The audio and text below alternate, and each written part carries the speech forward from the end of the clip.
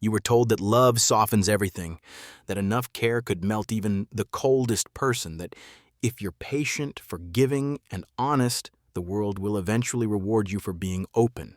Machiavelli would ask you, but does it? You were taught to prove you're a good person by being loud about it, to apologize when others lose control, to keep the peace, even if it breaks your back. But comfort isn't the same as safety, and love, without clear limits, isn't protection. It's a liability. It's like leaving your front door wide open. Anyone can walk in, mess up the place, and leave you cleaning up the damage. Here's the hard and freeing truth. Love, when left wide open, becomes a weakness. It's like waving a flag that says, go ahead, ask for more, be late, forget your promise, I'll understand.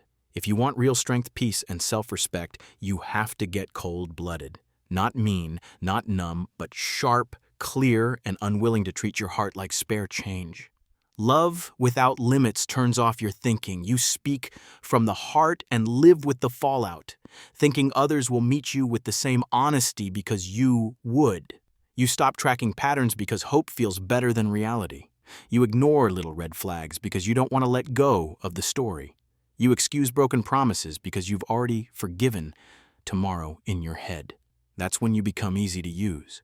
Once people figure out that your feelings beat your judgment, they start to push. They take longer to reply, pull away just to see if you chase, and remember your honest moments to use later. They do it for the same reason gamblers bet more when the dealer looks sleepy. People test limits when they sense you've dropped your guard. The one who explains gives up power. The one who stays silent makes others guess. This one moment changes everything. Love with no plan explains too much. Smart love stays quiet and watches. Love without limits tries to explain motives, pain, and reasons, hoping the listener will be kind. Strategic love keeps calm and lets the other person wrestle with their own thoughts. Silence, when done with intention, becomes a mirror. The other person ends up reacting to themselves. They swing at you and hit fog. You don't move, and the people watching remember your stillness longer than any argument. That's why silence often wins. Being cold-blooded means building structure around your warmth. You don't let love spill everywhere. You set a value so your care isn't fake. You follow a plan so your giving creates results, not excuses. The plan is easy to say, hard to follow. Move from promises to payment. If someone wants to be close, they need to show up with trust, privacy, and give back. Move from warnings to action. Don't say what you'll do it. Move from therapy to power in public. Therapy is for healing, power is for results, and results change behavior way faster than speeches do. Looks matter because most people believe what they see, not what's true. If you look desperate to be understood, they'll treat you like a question. If you look like a decision, they'll treat you like one. Stay calm, speak last, and don't argue feelings in public. That's how you earn the trust of the only judge that matters, the future. Jobs, connections, and chances come to those who stay steady. Flashy people trend. Solid people last. Cold-blooded is the steady one. The lighthouse, not the firework. Unshaken, simple, unmovable by opinion. At work, love without strategy fuels other people's mess. You stop doing free labor disguised as loyalty. You write things down, keep deadlines short, and remember everything. When someone misses their part and tries to cover it up by shouting, you don't jump in. You say noted. You shift the timeline, reassign tasks, and say nothing else. When your boss fires off angry emails at midnight asking for last-minute changes they never planned for, you set a meeting for morning, attach 3 choices with prices, and go to sleep. Your silence becomes the message they can't forget. In friendship, you stop being the ER for people who refuse to take care of themselves. You stop loaning money to those who think consequences are cruel. You stop offering advice when boundaries are what's needed. You make your standards clear by walking away, not by lecturing. When someone says, "Don't leave me," you say, "Don't leave yourself." And exit. Door unlocked, but not held open. People who saw you as a power source drift to new plugs. People who saw you as a partner step up and share the load. In family, there are always those who use the past as a weapon, those who break themselves to keep everyone okay, and those who run guilt like a show. Cold-blooded means the historian retires, the martyr quits, and the director loses the stage. You stop acting out old fights. You stop paying for every new crisis. You stop going to surprise interventions disguised as dinners. You answer sarcasm with silence. Where your past self begged to be understood, your current self acts like she already is by the only person who matters, your future. There's a trap where being open gets confused with surrender. You can share without making yourself a target. You can tell the truth without telling all of it. You can show fear to someone who's earned it and show nothing but results to the rest. You can cry alone and still show strength in public. You can love deeply and still scare people with your standards.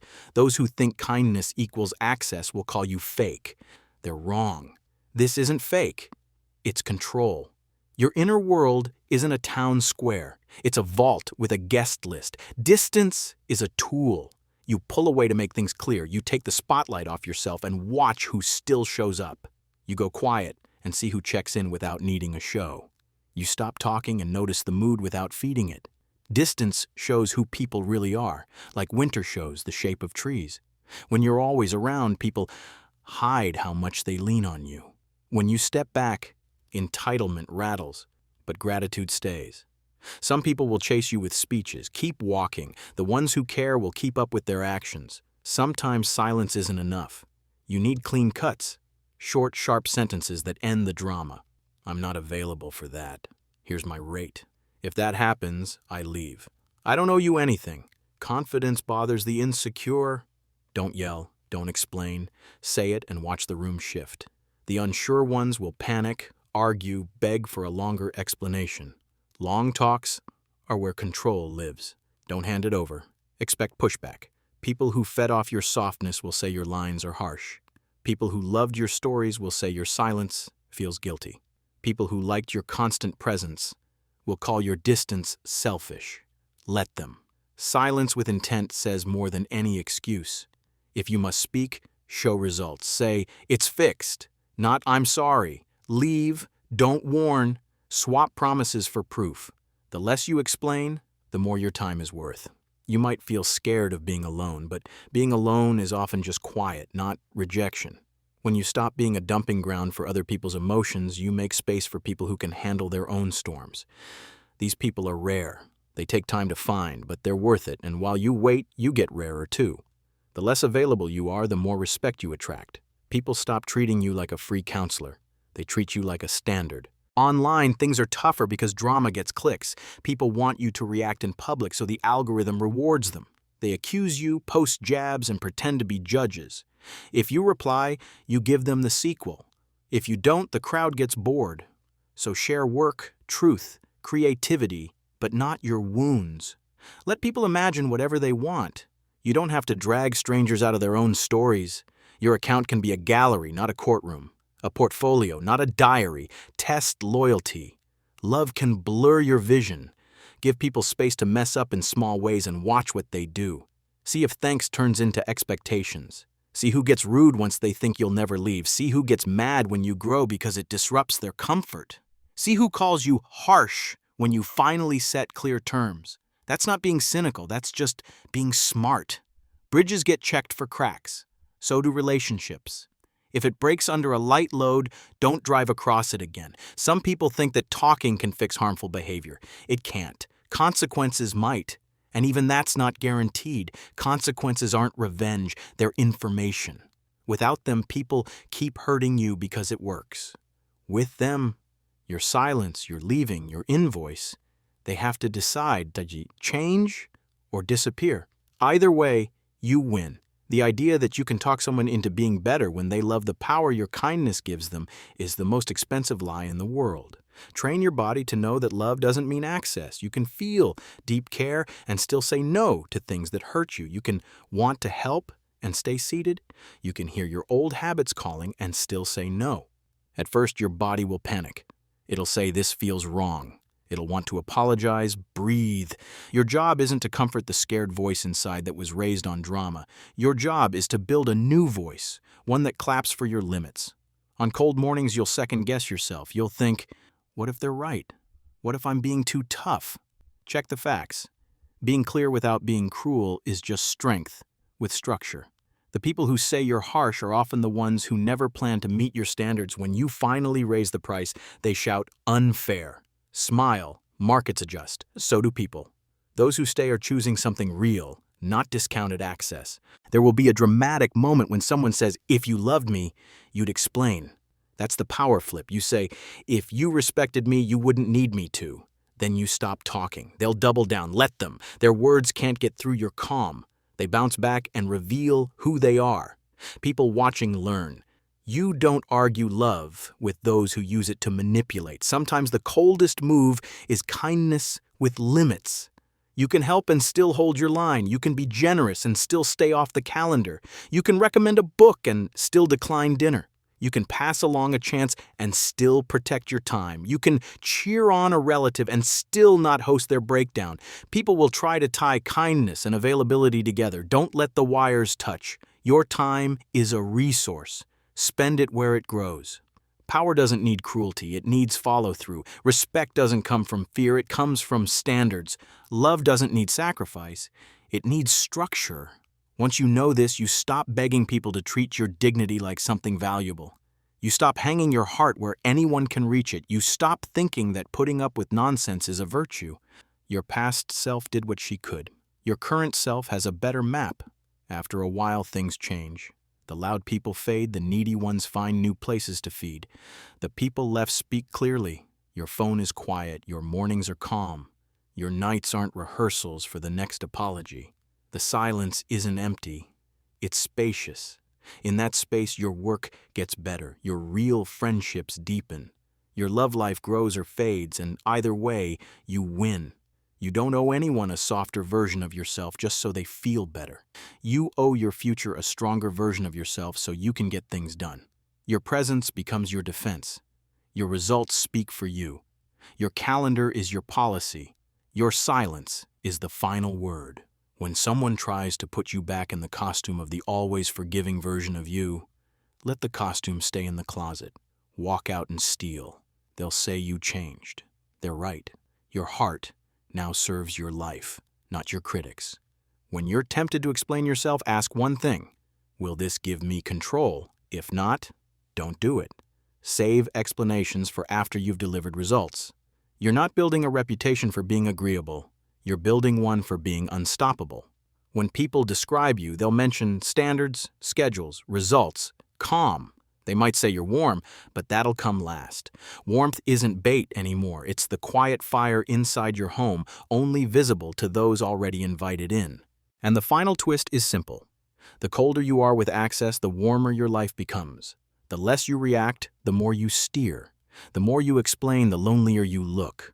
The less you defend, the more others defend you where you're not even present.